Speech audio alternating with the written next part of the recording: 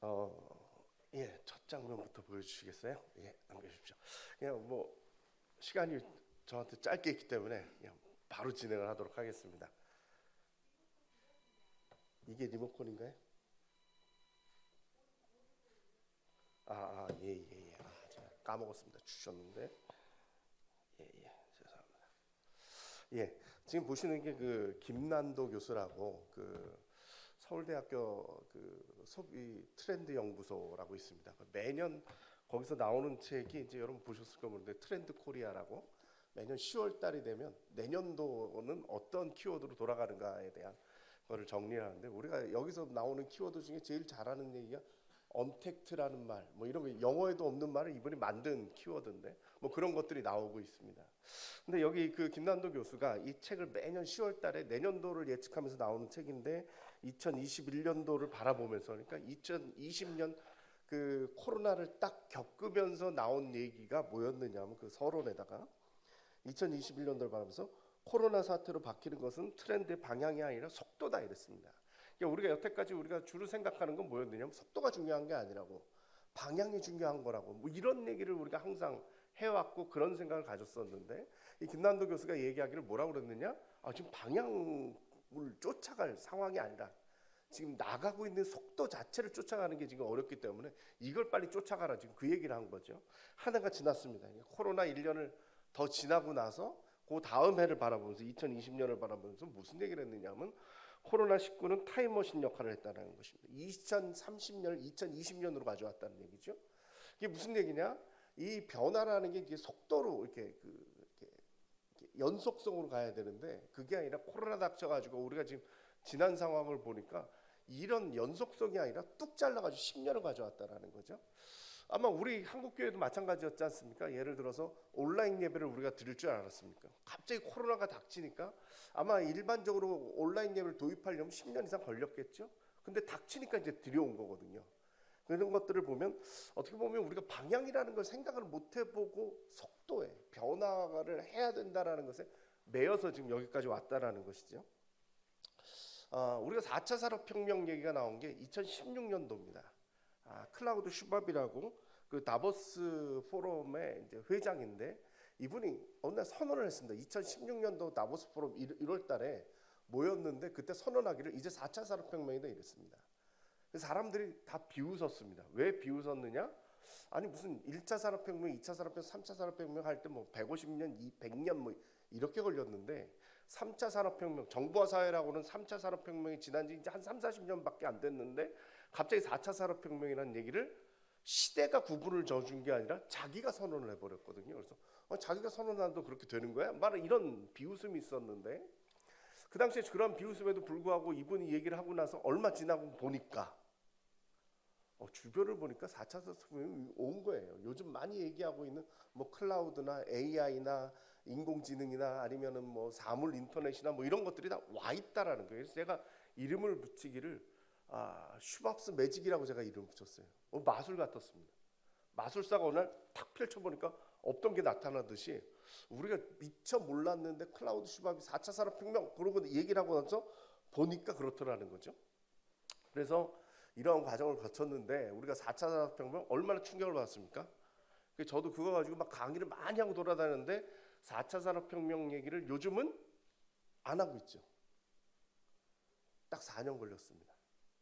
코로나가 닥치고 나서 4차 산업혁명이 다 없어지고 코로나 팬데믹에 대한 이야기, 지금 우리도 엔데믹 시대라 포스트 코로나에 대한 이야기를 할 정도로 시대가 급변하고 있다. 이런 시대를 우리가 어떻게 대처할 것이냐, 뭐 이런 얘기를 가지고 오늘 키워드를 잡고 몇 가지 얘기를 할 것입니다. 첫 번째는 엔데믹 리스크입니다. 오늘 엔데믹에 대한 얘기는 쭉 했고요. 리스크가 있다라는 거죠. 지금 변화는 급격하게 나타났고 팬데믹 이후를 어떻게 살 것이냐에 대한 고민을 하는데, 이것이 우리들에게 리스크로 나타날 수밖에 없죠. 급격한 변화는 항상 리스크니까요. 3년을 어떻게 벗어날 것이냐 뭐 이런 얘기죠. 제가 이런 관심이 많으니까 교회에 이제 갈 때마다 그 교회는 어떻게 지내시는지 다 이렇게 물어봅니다. 요즘 교회의 가장 큰 이슈는 밥입니다. 점심을 줄 것이냐 말 것이냐, 3년이 지났는데 다시 시작을 할 것이냐, 이게 지금 제일 큰 이슈죠. 교회들마다 다 다른 것 같습니다. 옛날에는 교회에서 밥 먹는 거 당연했는데 요즘은 밥 먹는 게 당연하지가 않습니다. 물론 남자들은 다들 이제 목사님들부터 시작해 장로님들은 밥 먹어야 된다 그러는데 3년 쉬어본 여성 지도자들은 다시 시작할 마음이 없습니다. 교회들마다 다 이게 지금 리스크입니다. 제가 그 어느 교회 가봤는데 그 교회 고민이 뭐냐 하면 당회에서 밥을 먹기로 결정을 줬는데 여성분들이 못하겠다고 그러니까 목사님이 그럼 우리가 가겠다, 당회원들이 식당에 가서 우리가 설거지를 하고 밥을 하겠다. 말릴 줄 알았는데 안 말린 겁니다. 들어갔어요. 그래가지고 이걸 하긴 하는데 나와야 되는데 우리가 들어가면 무슨 말씀을 이럴 줄 알았는데 그냥 놔두는 거예요. 언제 나와야 될지 모르겠다고 저한테서 앙담을 하셨던 적이 있었는데 이게 지금 우리들에게 리스크가 된 거죠. 밥을 먹었다라는 것이. 그래서 이제 무엇이 변했을까? 어떻게 관리를 해야 되느냐? 여기에 대한 얘기를 해봐야 될 것 같습니다.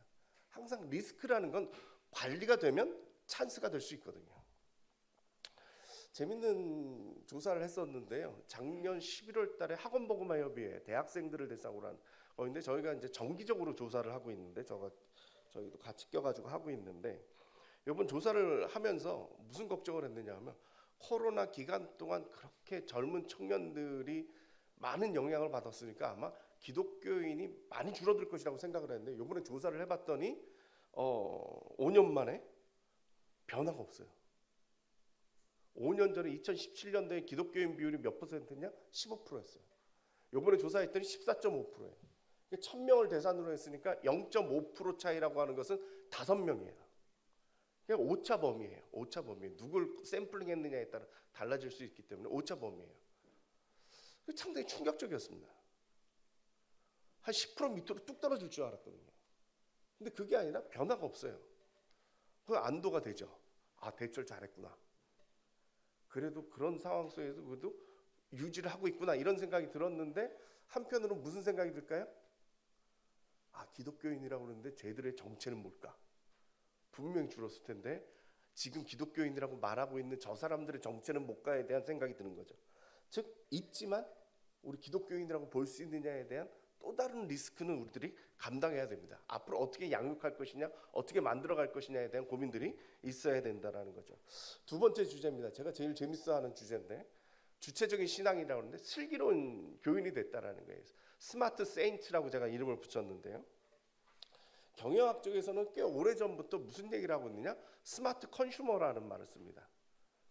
스마트하다는 슬기롭다, 지혜롭다 이런 뜻이죠. 컨슈머는 소비자라는 뜻이죠. 이건 소비자들이 똑똑하다라는 겁니다. 온라인 시대가 됐습니다. 요즘 그냥 온라인으로 주문만 하면 새벽에 온다니까요. 쇼핑하는 게 쉬워졌습니까? 어려워졌습니까? 쉬워졌죠. 근데 젊은 애들한테 물어보세요. 안 쉬워졌습니다. 왜?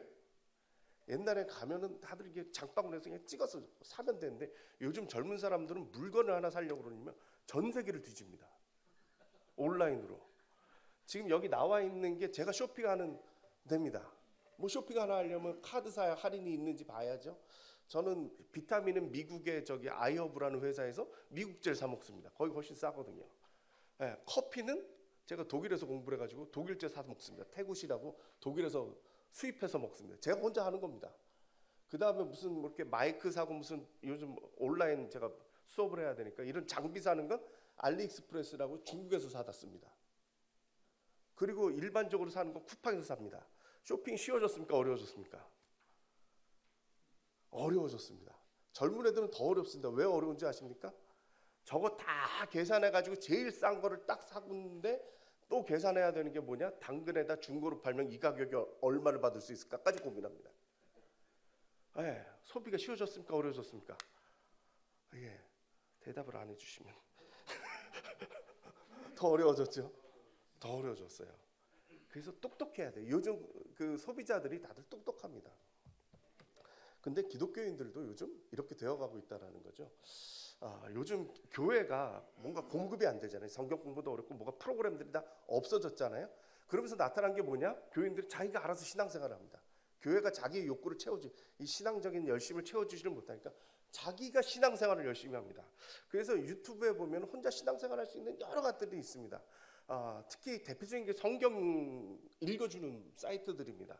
성경 읽어주는 하고 유튜브에 치면요 저렇게 많이 나타납니다. 성경 읽어주는 남자, 성경 읽어주는 큰아들, 성경 읽어주는 여자, 신부님, 성우, 신권사, 목소리, 엄마, 아빠, 박자매, 부부, 구집사 뭐 이렇게 이 성경 읽어주는 사람들이 많이 있습니다. 그 중에 대표적인 게 누구냐? 큰아들입니다. 성경 읽어주는 큰아들. 작은 아들은 없습니다. 큰아들이 있습니다. 이 큰아들 구독자가 한 12만 명 되고요. 그 중에 제일 많이 들은 게 시편인데 시편 같은 경우는 500만 회를 넘어섰습니다. 이건 누가 보고 있을까요? 아무것도 없습니다. 뭐 설교가 있거나 해설이 있는 것도 아니고 그냥 읽어주기만 하는 사이트들의 사람들이 어마어마하게 몰리고 있습니다. 무슨 얘기냐? 개인 신앙생활을 하고 있다는 겁니다. 복음성가 틀어주는데도 사람들이 어마어마하게 모이고 있고요. 김윤진 간사라고 제일 유명한 요즘 청년들에게 많이 듣는 건데 그 간사가 그 찬양 인도할 때 불렀던 아무것도 두려워하지 말라 이런 거는 1,700만 회가 들었습니다. 그러니까 교회가 못 채워주고 있을 때 평신도들은 자기들 나름대로 길을 찾고 있다라는 거죠. 이거 이제 저희들 설문조사한 건데요. 한목협에서 했던 조사 같습니다. 여기 보시면은 5년 전하고 비교했을 때 신앙생활이 단체로 하는 건 줄었는데 개별적인 신앙생활하는 뭐 성경을 읽는다든가 큐티를 많이 늘어났습니다. 구체적으로 보면 이런 겁니다. 이거 같은 경우는 이제 대학생들 조사인데요. 5년 전하고 비교했을 때 성경 읽는 그 시간인데요. 45분에서 64분에 한 달 동안 이런 것들이 점점 늘어나고 긴 기도하는 시간도 늘어났고요. 큐티하는 시간도 늘어났습니다. 시간이 없으니까 뭐 간단하게 그냥 보여만 드리겠습니다. 여기서부터는 한목협 조사입니다. 최근에 올해 발표를 했었는데요. 한목협 조사를 보니까 여기서도 보니까 개신교인들이 성경 읽는 시간, 기도하는 시간, 큐티하는 시간들이 많이 늘어났습니다. 일반 교인들의 입장이고요. 이거는 이제 교회에 제가 너무 많이 넘겼네요. 이게 개신교인들의 신앙생활이고요. 요거는 이제 출석교인들의 신앙생활입니다. 교회를 직접 출석하고 있는 사람들까지 해봤더니 개인 신앙생활 시간들이 훨씬 더 많이 늘어났습니다. 더 재밌는 거는 우리가 볼 때 신앙생활이 약하다라고 생각하고 있는 서리 집사들 같은 경우도 많이 늘어났습니다. 구체적인 수치들은 여러분들이 한번 제 PPT를 달라고 하시든지 해서 좀 보시면 좋겠고요. 시간이 없으니까. 전 재밌게 생각하는 건 뭐냐면요. 이 부분입니다. 20대도 늘어났습니다. 제가 그래프를 잘못 그렸는데요. 큐티 시간이 1.8이 아니고 31입니다. 2배가 늘어났습니다. 큐티하는 시간이. 큐티하는 사람들이 2배가 늘어났고요. 앞에 2개 기도하는 거는 성경하는 거는 시간인데 시간도 많이 늘어났습니다. 30대도 마찬가지고요. 많이 늘어났습니다. 우리가 여태까지 생각할 때 신앙생활을 어렵다, 취약계층이라는 제가 말을 썼는데 서리 집사나 젊은 사람들이 오히려 이 코로나 팬데믹 시대 때 교회가 공급을 안 해주니까 자기들이 알아서 신앙생활하는 사람들이 많이 늘어났다라는 거예요. 특히 재밌는 것은 헌금이 많이 늘어났습니다. 월 헌금 액수가 월 2만 원씩 늘어났는데 평균이니까요.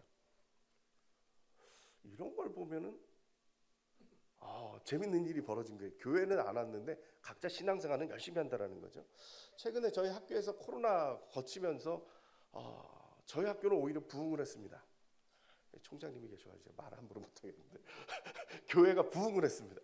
학교가 부흥을 했습니다. 오히려 팬데믹 시대 때 온라인 강화하고 다양한 프로그램 개발하면서 오히려 많이 찾아왔는데 그중에 재밌는 것이 평신도 과정입니다. 평신도들이 교회가 느슨해지니까 교회 바깥에서 신앙생활을 열심히 합니다. 시간이 생기니까. 평신도 그룹들이 저한테 자문을 많이 해와서 제가 경험을 해봤더니 거기에서 지금 프로그램을 만드는데 막 김세윤 교수나 뭐 이런 좀 유명하신 교수님들 불러가지고 하니까 온라인으로 하는데 매주 하는데 한 80명, 90명이 정기적으로 참석을 하고 한 번은 김세윤 교수 오프라인으로 모였더니 막 200여 명이 모였어요. 교회보다 더 모여요. 그래서 이분들이 저희 학교에 찾아와가지고 평신도 석사과정을 만들어줘 달라고 하셔가지고 학교가 평신도 석사과정을 만들었어요. 저희는 좀 유연하게 좀 대처를 한 겁니다. 그랬더니 여기가 지금 집중적으로 많이 모여가지고 저희 학교 입장에서는 저희가 개발한 프로그램이 아닌데 들고 온 프로그램 때문에 덕을 보고 있는 그런 상황이 됐다라는 거죠. 그러면서 볼 수 있는 것이 무엇이냐? 교회가 풀어줬더니 오히려 교인들이 주체적인 신앙인이 됐어요. 옛날에 교회가 공급해 주는 걸 쫓아가기도 힘들었는데 교회가 스톱을 하니까 이 사람들이 도망을 간 게 아니라 오히려 그렇다면 우리가 알아서 해야 살아남겠구나라는 생각이 들어서 마치 사자새끼들처럼 말씀을 찾아온다는 거죠. 저는 이게 오히려 새로운 가능성이 아닐까 이런 생각을 해봅니다. 세 번째입니다. 새로운 세계다, 뉴월드다라고 생각을 했는데 온라인 세계가 펼쳐졌습니다. 유튜브만 시작할 때만 해도 우리가 참 놀랐었는데 거기서 메타버스 나왔죠, 뭐 AI 나왔죠. 계속적으로 뭔가 새로운 게 생깁니다. 그랬더니 이 유튜브에 지금 축적된 게 어마어마합니다. 지금 교회가 문제가 아니라 이 유튜브 안에서 지금 교회별로 우리가 그 3년 동안 축적한 것부터 시작해서 개인이 축적한 것까지 해서 유튜브 안에 기독교 콘텐츠가 어마어마한 세계가 열려서 지금 일반적인 사람들은 교회를 안 나와도 거기서 이루 헤아릴 수 없는 많은 것들을 얻습니다. 저 같아도 시간이 없어서 못 보겠습니다. 그냥 예배나 무슨 신앙 콘텐츠도 많지만 요즘 같은 경우는 무슨 세미나를 하거나 뭘 하거나 다 그게 유튜브에 축적이 돼 있으니까 정말 예전에는 그걸 다 쫓아다녀야 됐는데 클릭 한 번으로 다 볼 수 있는 새로운 세계가 열렸다라는 거죠. 요건 제가 시간이 없어서 넘어가겠습니다. 예. 그 다음에 거기에 참여하는 인간들은 어떤 인간이냐? 포노사피엔스입니다. 이게 참 재밌는데 그 최재분 교수인가 성균관대 교수가 포노사피엔스라는 책이 있는데 거기서 이 그림을 보여줬는데 무슨 얘기냐? 머리는 구글이에요. 머리는 구글이에요. 그리고 이 가슴은 감정적인 건 페이스북이고요. 그 다음에 이 먹거리를 채워주는 건 아마존이에요. 미국이죠. 아마존이 채워주고요. 그 다음에 이 손은 이 애플이에요. 삼성이에요. 그리고 코어라고 하죠. 이 중심은 애플이라는 거예요. 새로운 인간은 이런 인간이라는 거죠. 예.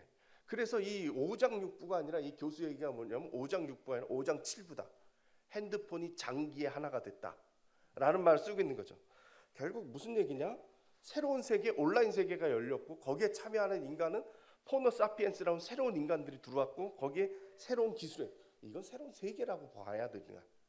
영토라는 개념으로 볼 게 아니라 이 새로운 세계가 온라인으로 열렸다라는 거죠. 아까 말씀 중에도 잠깐 나왔습니다만 바울 선생님 생각해 보셔야 됩니다. 당시 바울은 비주류였거든요. 주류는 예루살렘이었습니다. 유대적 그리스도인들이었죠. 그들이 볼 때 바울은 항상 불안했습니다. 그들은 유대적 규칙을 지키질 않았거든요. 먹는 것부터 시작해가지고 할례 받는 문제, 안식일의 문제 뭘 지키질 않았어요. 그런데 바울은 무슨 얘기를 했어요? 예수 믿고 구원받으면 되는 거예요. 그 외의 거든 헬라인이나 뭐 야만인이나 모든 사람들이 참여하는 자신이 열어놓은 이 서구의 새로운 세계에는 그 유대적 규칙이라는 것이 맞아 떨어질 수가 없다라는 거예요. 그래서 그가 새로운 세계를 연 거죠. 결론부터 말씀드리면 결국 우리는 새로운 세계를 맞이했습니다. 다양한 것들의 새로운 세계를 맞이했는데 지금 이 세계에서 필요한 건 뭐냐? 유연성입니다. 유연성. 어떻게 대처를 할 수 있느냐에 대한 이야기가 필요하다라는 거예요. 지금 옳다 그러다가 할 때가 아니라입니다. 그 한강에 가시면은 이렇게 생긴 거 보셨습니까? 편의점입니다.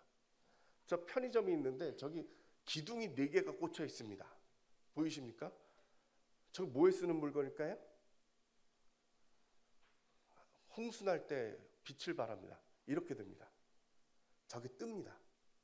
저 밑에 주부가 들어가 있나 봐요. 그래서 옛날에는 편의점들을 다 그 올림픽대로에 크레인으로 올려놨었는데 요즘 그렇게 안 합니다. 화장실이고 편의점이고 다 밑에다 부력이 있는 걸 넣어놔가지고요. 물이 차면요 떠오릅니다. 근데 그냥 놔두면 떠 내려가잖아요. 그래서 기둥을 박아놓은 겁니다. 저 기둥을 따라서 쫙 올라갔다가 물 빠지면 그대로 싹 내려옵니다. 지금 이 시대에 필요한 건 뭐냐? 이걸 막을 수 있는 저항력이 아니라 부력입니다. 떠오르는 겁니다. 근데 중요한 게 있죠? 저 4기둥이 필요합니다. 진리의 4기둥을 받고 이 시대의 흐름에 떠오를 수 있는 한국교회가 되기를 바랍니다. 감사합니다.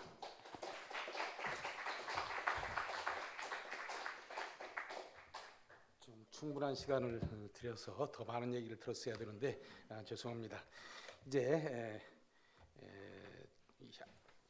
그 우리 윤학기관에서 오랫동안 활동하신 우리 신평식 목사님 나오셔서 또 말씀해 주시겠습니다.